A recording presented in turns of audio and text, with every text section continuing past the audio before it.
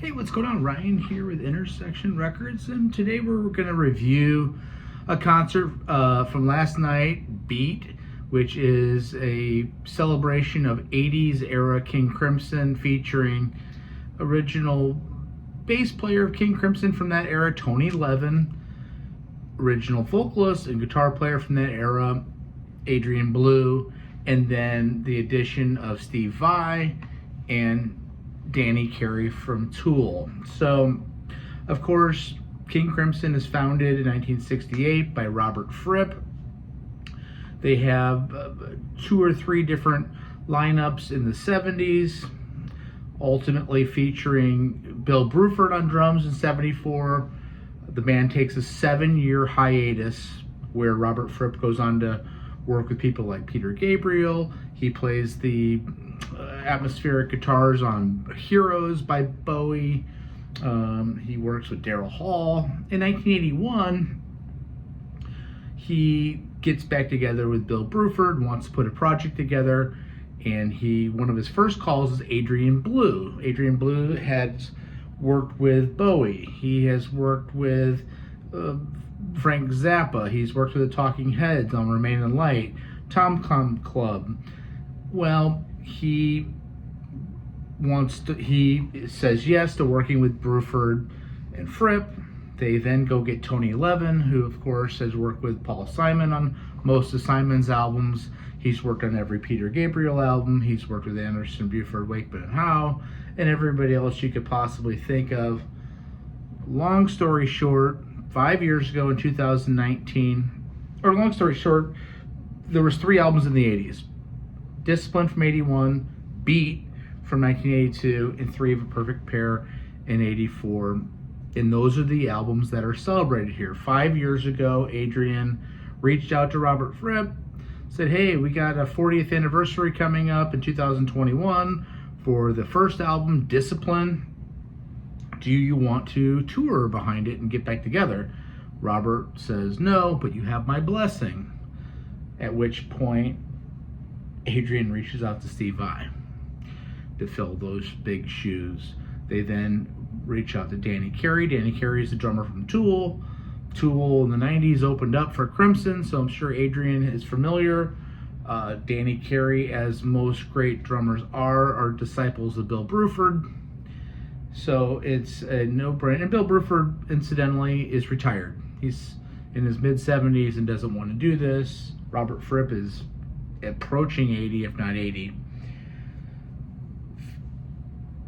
COVID happens. The tour gets delayed. This is some of the most technically demanding music of the 1980s and really of all time.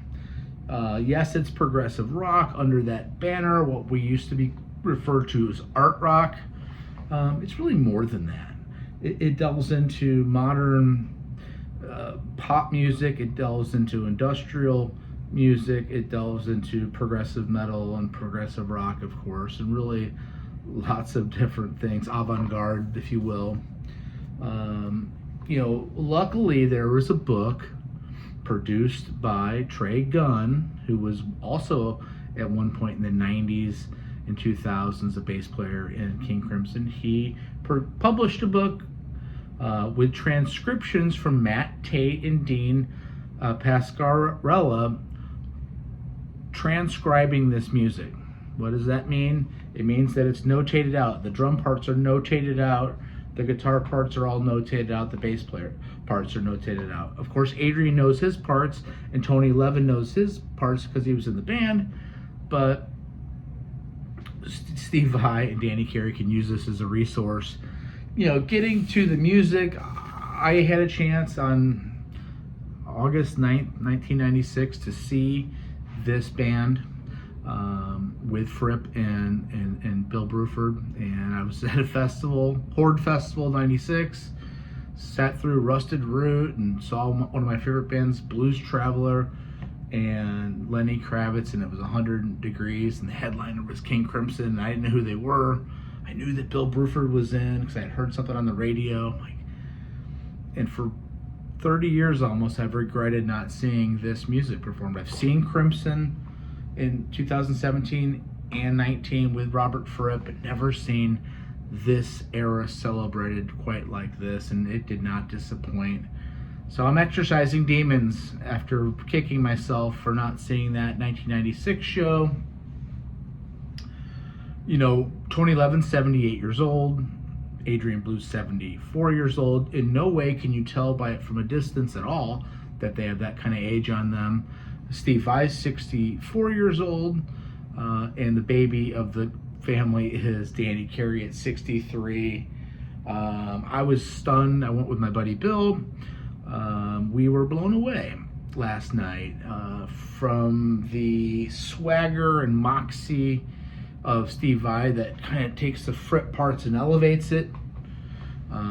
Where Robert Fripp's kind of stoic and statuesque on stage in his three-piece suit. Steve Vai, who dressed to kill last night, and there were multiple costume changes by all, not multiple, but two. Although Vai came out in an oversized suit, reminiscent to Talking Heads, and just looked great, adding flair and bravado to all the guitar playing, to the powerful yet precise percussion of Danny Carey, who was the only guy in shorts. They all came out individually when the show started. I think Adrian walked out first. He got a standing ovation. Tony walked out next.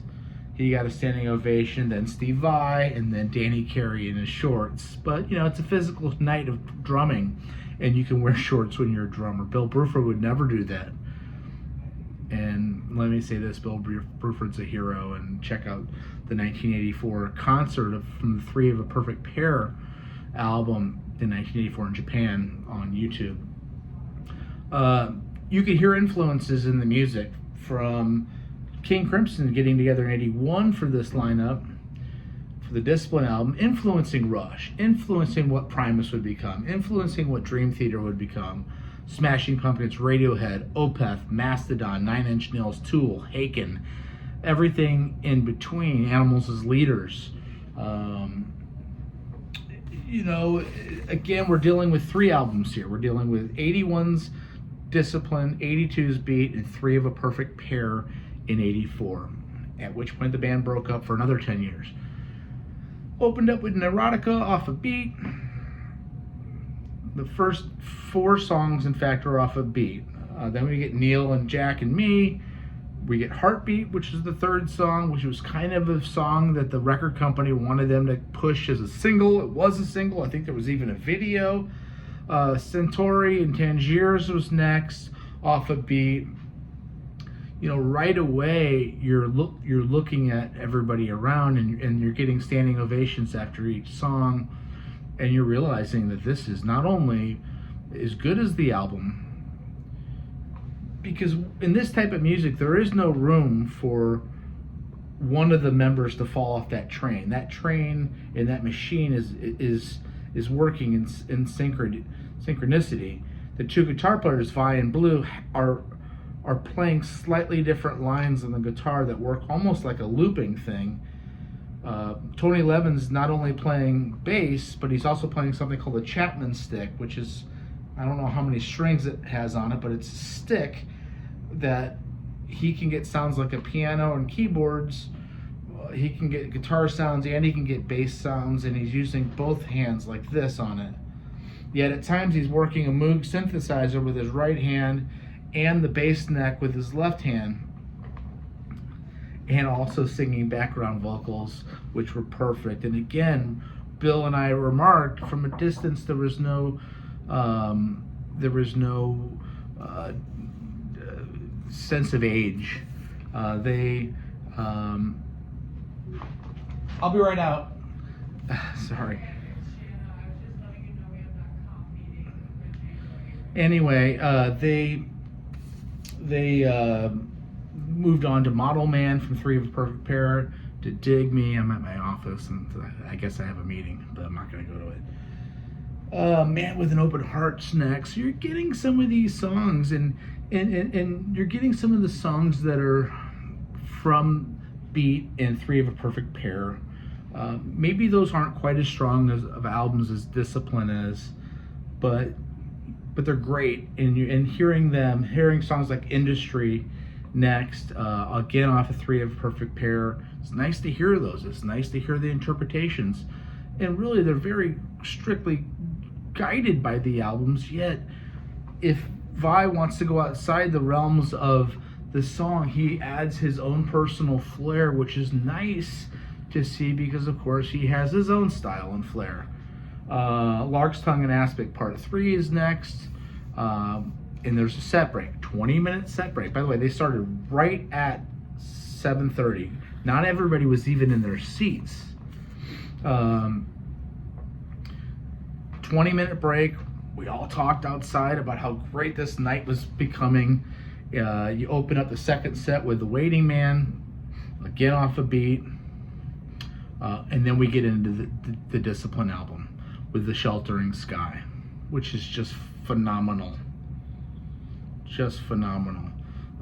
Sleepless is next. Again off of Three of a Perfect Pair, but the delicacy that you see from Danny Carey, he's just a freak. Frame by Frame, one of my favorite songs off of Discipline is next. Adrian Blue's voice is perfect. He's 74 years old. He hasn't lost anything vocally, and you need that, and that's rare in this business. But he has a voice like a bell, and it is sweet and beautiful and wonderful. Mada Kudasai is next. Again off of Discipline, again a favorite song of mine. Elephant Talk is next, the lead track off of Discipline, with all those swells and elephant noises. Again, not only does Belew have his guitar, he has a whole thing of pedal board pedals which he uses. He has another little machine-like thing here, box that he can make sounds off of. Incredible. Three of a Perfect Pair, the title track off their 1984 album, is next, and then the great In Discipline. And you wonder how he's going to do that kind of talking part. It's done really well there. They go off for a short encore, come back, and Belew says, hey, there's a couple guys that we have not mentioned, and that's Bill Bruford and Robert Fripp. They thank them, and then they say, we're going to play this for them, and they go back to the 1974 album, play Red, which is one of my favorite songs of all time. And it's a song I remember listening to again with Bill in my garage. I put that album on, and he's like, oh my God, I now understand where Radiohead, what they were doing. And you could hear some Smashing Pumpkins. And that's 1974, okay? And then Thela Hujense is the final song. Standing ovations all night. One of the great concerts of the 20s. For me, certainly this is going to be in my top 2 or 3 concerts of the year. We're going to get to that show. My top concerts of the year soon. Probably do top 15, maybe 20. Check out my channel, subscribe, like this content. Peace out. See ya.